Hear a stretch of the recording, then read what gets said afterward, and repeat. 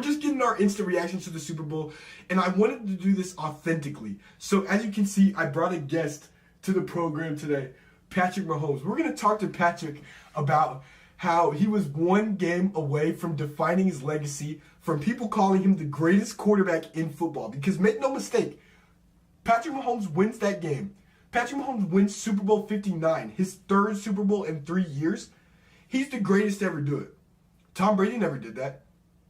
We would be watching Patrick Mahomes like people watched Michael Jordan during his three-peat. And like, when you watch somebody be that successful for that amount of years and there's nothing you can do to prevent it, yes, football's a team sport, but Patrick Mahomes is quarterbacking that unit. He's literally the quarterback of the team. So Patrick Mahomes is one game away from putting himself past Tom Brady as far as an achievement that Brady could never accomplish. He could never do it. As many times as he's been in the Super Bowl, he never achieved a three-peat. And he's there broadcasting the game he's about to watch somebody start to surpass his legacy. And with that opportunity, and with that right in front of him, and with all the work that the Chiefs had done to get to that point, do you want to know what happens? Oh, you know, they just scored 0 points in the whole first half of the Super Bowl. They went down 24-0. It was worse than the beginning of the Falcons-Patriots Super Bowl. Patriots made the greatest comeback, I apologize, of all time. You know that the score before the Chiefs scored a single point was a wider margin than that? I've never seen that. I've never seen the Chiefs play like that. The last time I saw them score that few points was against Tom Brady in the Super Bowl. So you know what? Maybe Brady needs to stay away from Chiefs Super Bowl games. Because when he was playing on the Bucs, when they scored 9 points, Patrick Mahomes couldn't score a touchdown. Then they scored 20 points all in the second half, 2 touchdowns of which were in garbage time. As much as I just dogged on Patrick Mahomes, do you think it was all your fault? No, it wasn't. You know why? Because he was getting used and abused by the entire Eagles defensive line. Josh Sweat back there multiple times, not only with a sack, finishing the play himself, he also bulldozed a offensive tackle in the NFL into Patrick Mahomes' lap to the point where Patrick, in his throwing motion, is getting thrown off kilter. They were getting after the quarterback. They had sacks. Cooper DeJean. First interception against Patrick Mahomes in the Super Bowl, only in the biggest moment of the game to double the lead for the Eagles. Takes it all the way home, bro. Takes it all the way home. Cooper DeJean putting on for all the white boys that watch NFL. Dude, the only white corner in the league, takes it to the crib against who people are saying is the greatest current quarterback in football. Patrick, what do you got to say about that, man? That's right, it was his birthday. So, even better.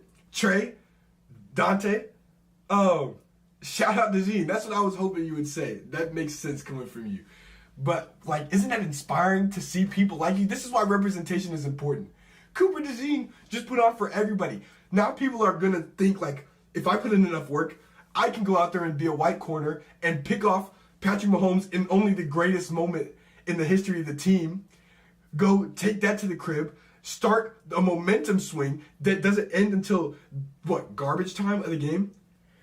Today, they couldn't get it to work. No matter what they did, they tried the play action. They did the one little spin-a-rooney. If you, I don't know if you were paying attention to it today, but they hit the one. They even did the one where Pat was back here said, spin around, hit it off this way, and that was a TFL too. Even when the Eagles were set up to fall for the trick or to be too aggressive and make the incorrect play, and when plays were built off them with misdirection, they had a couple RPOs even today where it was an RPO and he looked to the bubble and then threw it right across in the middle of the field. It was like a hitch or a slant. It's like a seated route where he's just sitting in the zone. So he would pass back here, fake the handoff right, and he's looking to the bubble and they're throwing it right to the hitch. So they're taking eyes off him. But the way that the Eagles were able to stop it is they were tackling short. There weren't really broken tackles. There weren't, until the second half, any deep shots that were converted for The strip sack reminded you of a Super Bowl? That's dirty, bro. That's dirty. All the way now, you want to remind me of the 2015 Super Bowl? You know what? People like you are the reason that it's so hard being a Panthers fan here.